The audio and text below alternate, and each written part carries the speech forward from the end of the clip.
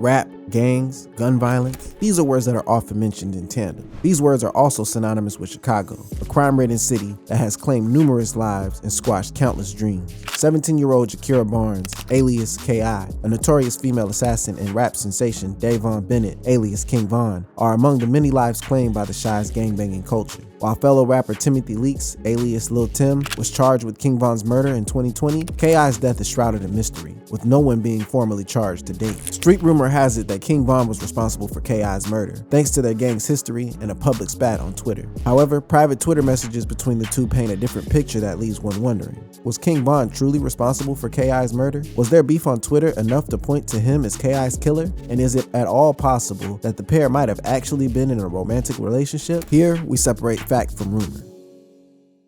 K.I.'s name will forever be associated with Chicago's most feared shooters. The most unbelievable part about her infamous legacy is that she was only a teenager. Growing up in a crime-ridden city like Chicago is certain to transform young girls into ruthless murderers. Some claim that her surroundings had a significant impact on her life's decisions. Young K.I. was exposed to death and violence at a tender age, having lost her father when she was only 1 year old. When she approached her teenage years, K.I. moved to the neighborhood around 63rd and St. Lawrence, where she made friends with members of the Gangsta Disciples, GD. K.I. had a particularly close relationship with fellow gang member Shondell Gregory, better known by his nickname Tuka. In a tragic turn of events, Tuka was murdered in a gang-related shooting in January 2011. This had a major impact on K.I., who already lost so many people in her life to gun violence. This could perhaps be seen as the point of no return for the budding gangster. The now 14-year-old K.I. swore revenge for the murder of Tuka. Her first mark was O.D. Perry, a high-ranking member of their rival gang, the Black Disciples. Beatty. Eliminating such a high-level target would earn K.I. some serious street cred. In August 2011, she allegedly saw her plan through and fatally shot O.D. Perry. At first, it was hard for the Beatties to accept that one of their top-level members had been murdered by a teenager. But as K.I. began to gain her street cred, they were forced to accept what had happened. After killing O.D., K.I. delved even deeper into street life. She was infamous for taunting her enemies on social media, frequently mocking dead members of rival gangs. And this is how she met her alleged killer, King Von. Gangs are often inextricably linked to rap music. From famous organizations such as the Crips and the Bloods, it is not uncommon to find a famous rapper being affiliated with the gang. King Von was no exception. Like K.I., his upbringing in Parkway Gardens on the south side of Chicago's 64th Street and King Drive significantly shaped his life trajectory. Parkway Gardens would later come to be renamed O-Block in memory of the fallen O.D. Perry. King Von once famously stated that he had never joined a gang. Instead, he was forced to join one. Back then, affiliation with the gang provided people with protection from being robbed and getting beat up. Born Davon Daquan Bennett in 1994, King Von grew up in a home with divorced parents. His father was incarcerated, which meant that he never got to see his parents together. A couple of months after his eventual release from jail, King Von's old man was shot dead in another gang-related feud. The future rapper was only 8 years old. King Von's life in the streets began in middle school when he met Dirk Derrick Lil Durk Banks and formed a close friendship with him. His run-ins with the law also started in his teenage years, after he was placed in juvenile detention for alleged armed vehicle robbery. He was subsequently arrested for illegal possession of a firearm. At the age of 19, he was charged with first-degree murder and 2 counts of attempted murder and spent the following 3.5 years trying to clear his name. During this time, Lil Durk was making a name for himself on the rap scene. When King Von finally managed to clear his name, he decided to follow in those footsteps and pursue a music career. Fully supporting his friend, Lil Durk brought him to Atlanta to concentrate on making records. King Von was a natural, and he too quickly became a household name, with his music ranking high on Billboard charts. However, his newly found success was still not enough to save him from his previous lifestyle. A dispute between the GD and BD gangs soon thereafter drew King Von back into violence, eventually leading to his death. One of the most notable elements of the war between the two rival gangs was a drawn-out beef between King Von and K.I. on Twitter, which resulted in the former allegedly murdering his op. The first fight between King Von and K.I. actually took place on a train in September 2012. As soon as they laid eyes on each other, they got physical, with Von reportedly landing several punches to K.I.'s face. Following the incident, he took to Twitter to brag about the encounter, claiming that he had caught an opposing gang member with their guard down on the train.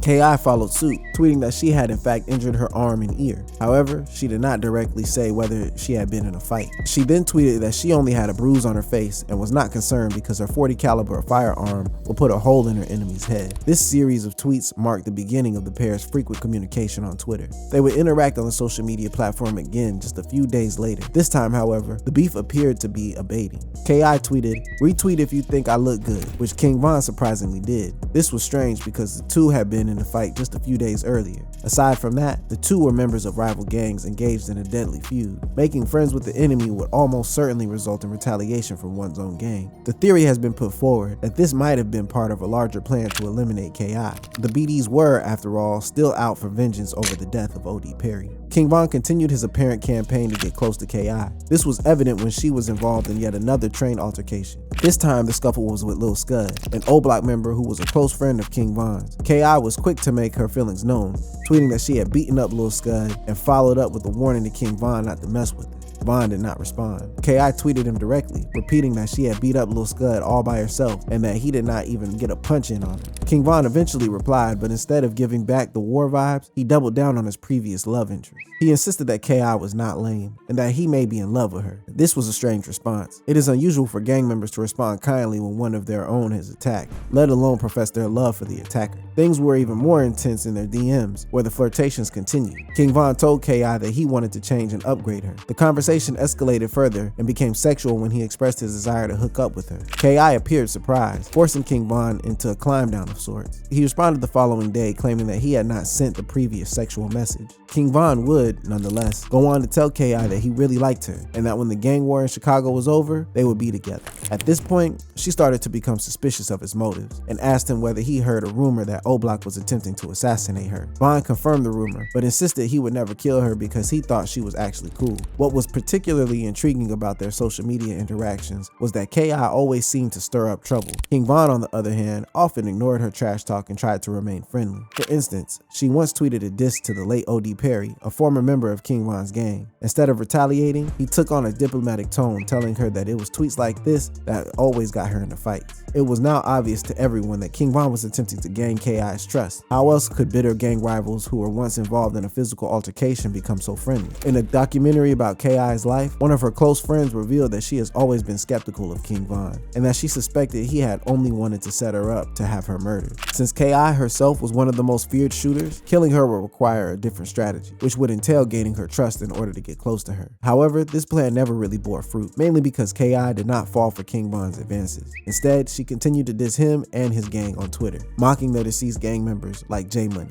That appeared to be the straw that broke the camel's back. King Von finally stopped being coy with K.I. BD was on the hunt for blood. Around 3:30 p.m. on Friday, April 11, 2014, an unidentified gunman opened fire on a group of people standing outside a house on the 6400 block of South Eberhard. 3 people were shot, among them K.I. She would later die in the hospital during surgery after succumbing to her injuries. Days later, the police detained King Von for questioning, during which he denied knowing K.I. Although several witnesses positively identified King Von as the killer, his alibi got him off the hook. Von claimed to have been meeting with his parole officer at the time of the shooting, which was confirmed to be true. Yet, even though his alibi checked out, reports suggest that there was a 30-minute gap in there that he could not explain. The 30 minutes in question are widely believed to have been used to carry out the hit on K.I. The following day, the district attorney's office announced that King Von would not be charged with the murder due to inconsistencies in witness statements. He was consequently released, and the question of who actually murdered K.I. was officially left to the imagination and conspiracy theory.